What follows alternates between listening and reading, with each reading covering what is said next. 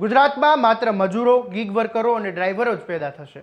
આ શબ્દ એ કોઈ સામાન્ય વ્યક્તિના નહીં, પરંતુ ગુજરાતની શિક્ષણની જે સ્થિતિ છે તેને લઈને ચિંતા વ્યક્ત કરી રહેલા શિક્ષણવિદોના છે. કારણ કે રાજ્યમાં વિદ્યાર્થીઓ શાળા છોડી રહ્યા છે અને ધોરણ 12 સુધી પહોંચતા વિદ્યાર્થીઓની સંખ્યા પણ ચિંતાજનક છે. જો આ સ્થિતિ નહીં બદલાય તો ગુજરાતના યુવાનોનું ભવિષ્ય સામે મોટો સવાલ ઊભો થઈ શકે. શું ખરેખર ગુજરાતના બાળકો શિક્ષણથી દૂર જઈ રહ્યા છે? શાળા છોડવા પાછળના કારણો શું છે અને સરકાર પ્રવેશોત્સવ જેવા પ્રયાસો કરી રહી છે છતાં સમસ્યા કેમ યથાવત છે? આવો સમજીએ સમગ્ર મામલો. નમસ્કાર, હું છું આસિફ કાદરી અને સ્વમાન સાથે તમારું સ્વાગત છે.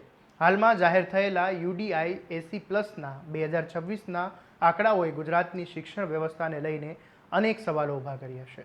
રિપોર્ટ પ્રમાણે ગુજરાતમાં માધ્યમિક સ્તરે શાળા છોડવાનો દર એટલે કે ડ્રોપ આઉટ રેશિયો 12.5% છે, જ્યારે દેશનો સરેરાશ જે ડ્રોપ આઉટ રેશિયો છે તે 9.5% છે. એટલે સીધી ભાષામાં સમજીએ તો ગુજરાતમાં માધ્યમિક શિક્ષણના તબક્કે શાળા છોડતા વિદ્યાર્થીઓનું પ્રમાણ દેશની સરેરાશ કરતાં પણ વધારે છે.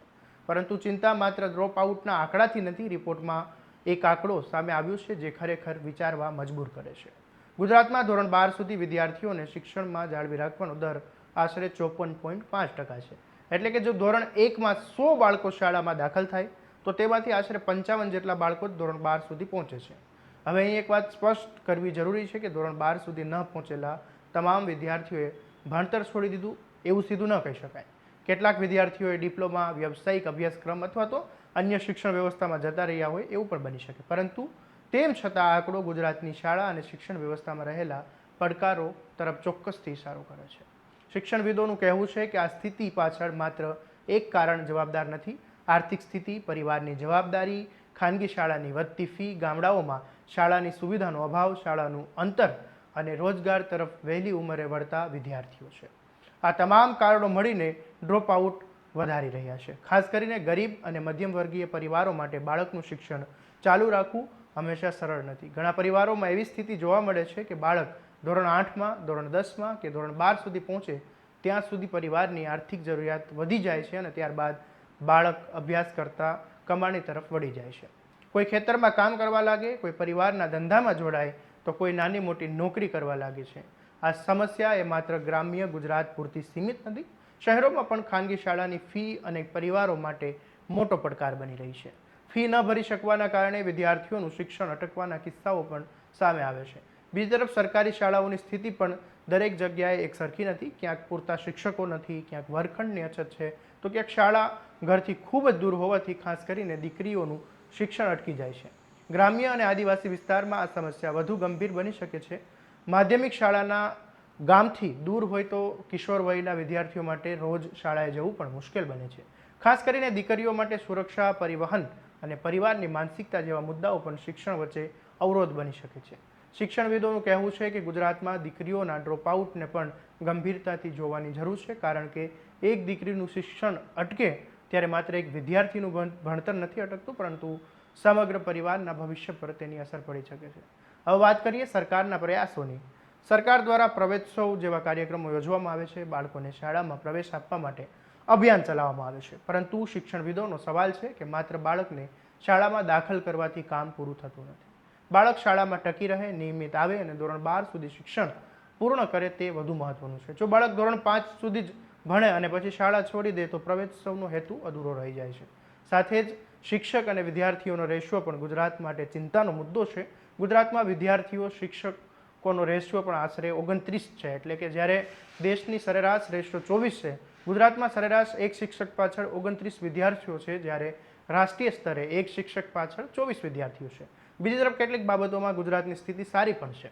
ગુજરાતમાં એક શિક્ષક ધરાવતી શાળાઓનું પ્રમાણ રાષ્ટ્રીય સરેરાશ કરતાં ઓછું છે. ગુજરાતમાં આશરે 4.4% શાળાઓ એક શિક્ષક આધારિત શાળા છે, જ્યારે રાષ્ટ્રીય સ્તરે આ પ્રમાણ આશરે 6.9% છે.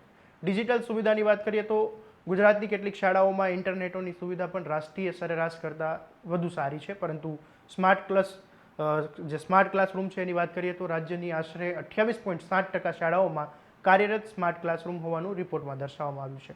એટલે કે આ સમસ્યા એ માત્ર ટેકનોલોજીની નથી. બાળક પાસે મોબાઈલ, ઇન્ટરનેટ કે સ્માર્ટ ક્લાસ હોય એ જરૂરી છે, પરંતુ તેની સાથે સારો શિક્ષક, પૂરતું શિક્ષણ, સુરક્ષિત વાતાવરણ અને પરિવારને આર્થિક સહારો પણ જરૂરી છે. શિક્ષણવિદોનું માનવું છે કે સરકારને માત્ર ડ્રોપ આઉટનો આંકડો ઘટાડવા કરતાં બાળક શા માટે શાળા છોડી રહ્યો છે તેનું મૂળ કારણ શોધવું જોઈએ. કોઈ બાળક આર્થિક કારણસર શાળા છોડે છે તો તેને આર્થિક સહાય મળે.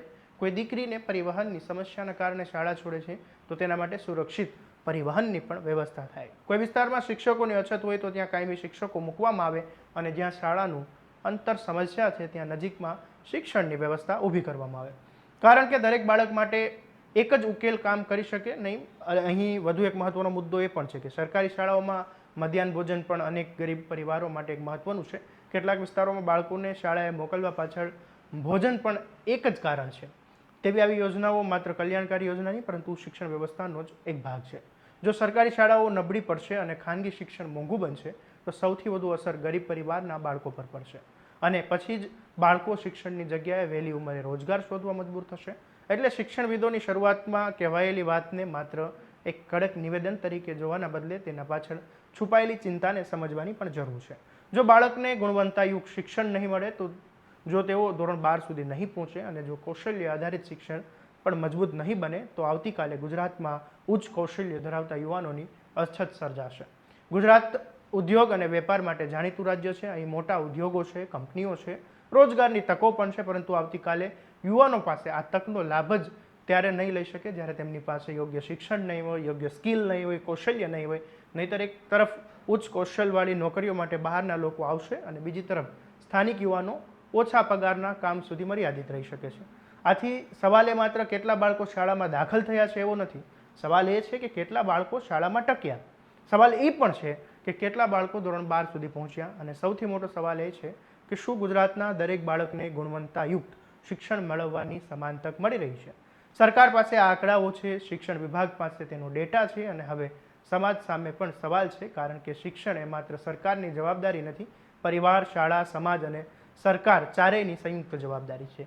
જો આજે એક બાળક શાળા છોડે છે તો કદાચ તેની અસર આજે દેખાશે નહીં પરંતુ 10-15 વર્ષ પછી જ્યારે એ બાળક રોજગારની શોધમાં ઊભું રહેશે ત્યારે સમજાશે કે આ શિક્ષણમાં કેટલું કરેલું રોકાણ મહત્વનું હતું.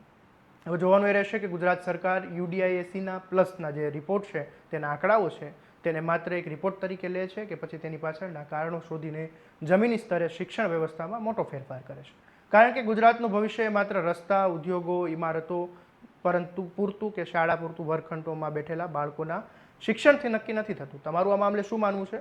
અમને ગુજરાતમાં વધતા ડ્રોપઆઉટને રોકવા સરકારની સૌથી મોટી પ્રાથમિકતા શું હોવી જોઈએ? અમને કોમેન્ટમાં જરૂરથી જણાવજો અને આવા જ વિશ્લેષણાત્મક અહેવાલો માટે તમારા સ્વમાનને લાઇક, શેર અને સબસ્ક્રાઇબ કરવાનું ભૂલતા નહીં.